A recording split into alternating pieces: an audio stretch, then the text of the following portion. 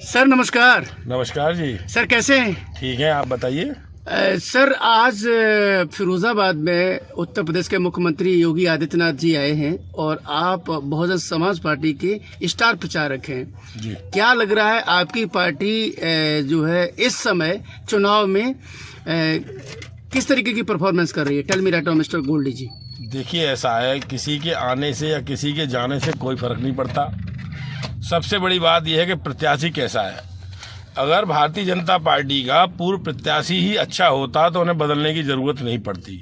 तो इसलिए उनके आने जाने से हम पर कोई फर्क नहीं पड़ रहा। हमारे जो प्रत्याशी हैं उनको आप देखिए, सबसे युवा और मेहनत करने में बहुत ही तेज तर्राक और कम उम्र में मिनिस्टर बनने का काम किया, तजुर्बा बहुत। तो हमारी टक्कर में तो फिरोजाबाद लोकसभा में कोई है नहीं है।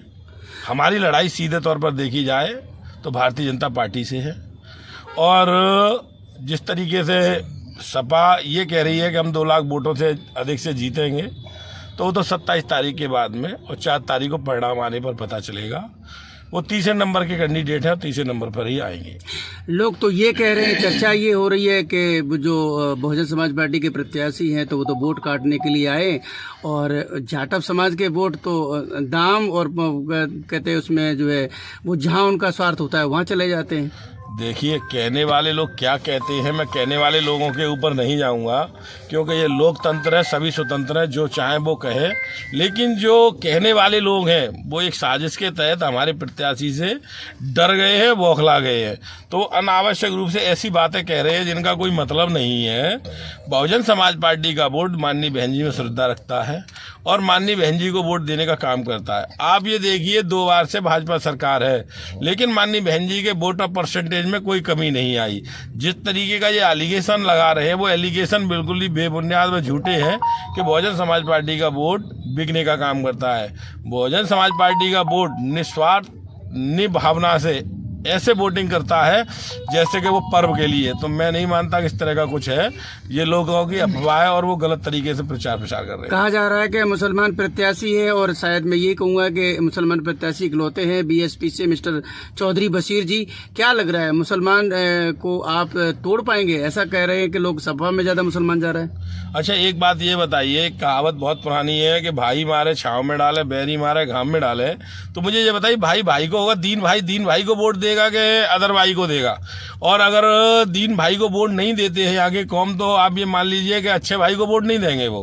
तो आप जो भी कैंडिडेट है भाजपा को देंगे नहीं, तो जो भी कैंडिडेट है वो बहुजन समाज पार्टी का कैंडिडेट है, जिसको आज़ादी से लेकर अब तक किसी मुस्लिम कैंडिडेट को उतारने का काम किया है तो बहन कुमारी मायावती ने किया है। और बहन कुमारी मायावती के आदेश पर हम डोर टू डोर जा रहे हैं और हमको मुस्लिम समाज का शहर गांव हर जगह भरपूर सहयोग मिल रहा है और भरपूर उनकी भागीदारी हमारे साथ चल रही है। जो अभी मैं ये कहूँगा कि चाहे भारतीय जनता पार्टी हो चाहे समाजवादी पार्टी हो, 3 कैंडिडेट वहाँ पूरी ताकत से यहाँ से लड़ रहे हैं जी। तो आज की तारीख में जो आप लोग जब क्षेत्र में जाते हो तो आपका एजेंडा क्या, मुख्य एजेंडा क्या है जिसको लेके आप क्षेत्र में पब्लिक के बीच में जाते हो? देखिए, हमारा मुख्य एजेंडा ये है कि जो वर्तमान में सरकार चल रही है वो संविधान को बदलना चाहती है। हमारे परम पूज्य बाबा साहब भीमराव अम्बेडकर द्वारा जो हमें संविधान लिखकर जो अधिकार की जो लड़ाई लड़ने का एक वो दिया था, उसको बदलना चाहते हैं। तो हमारा सबसे बड़ा प्रोपेगेंडा ये है कि माननीय बहन जी को यह सीट जिताकर हाथों को मजबूत करके, जो कि संविधान बदलने में एक तरीके से अंकुश लग सके और इस तरीके का कोई ये दुस्साहस ना कर पाए, माननीय बहन जी उस पर अंकुश लगाएंगी। और हम लोग जो भी क्षेत्र में पिछड़े हुए इलाके हैं, जहाँ पे विकास नहीं हुआ है, जहाँ पर मात्र सरकार ने 10 साल में लोगों को ठगने का काम किया है, ऐसी जगहों का, स्थानों का हम सुंदरीकरण कराना, विकास कराना, ये हमारा महत्वपूर्ण मुद्दा है। और मुस्लिम समाज में खास तौर से, जहाँ पर अक्षय यादव जी ने 2014 में कहा था कि हम बच्चों के लिए एक डिग्री कॉलेज की स्थापना करेंगे, वो हम पुनः दोहराते हैं। अगर वो तो नहीं कर पाए, अगर हमको यहाँ की आवाम जिताती है तो डिग्री कॉलेज बनवाने का काम चौधरी बशीर जी करेंगे। भाई साहब, मैं तो ये कहूँगा मिस्टर गोल्डी जी, आपको बता दूं कि प्रधानमंत्री जी ने भरे मंच से ये कहा था कि किसी की हिम्मत नहीं है कि बैकवर्ड और SC ST का कोई भी आरक्षण या संविधान में कोई परिवर्तन कर सके। आप कह रहे हैं कि संविधान खत्म करना चाहते हैं। हाउ कैन पॉसिबल कि जो आप कह रहे हैं वो सही है? देखिए, अब आपने कहा ना उन्होंने तो 15 लाख रुपए देने की बात की थी, 15 किलो आटे पर आकर रुक गए।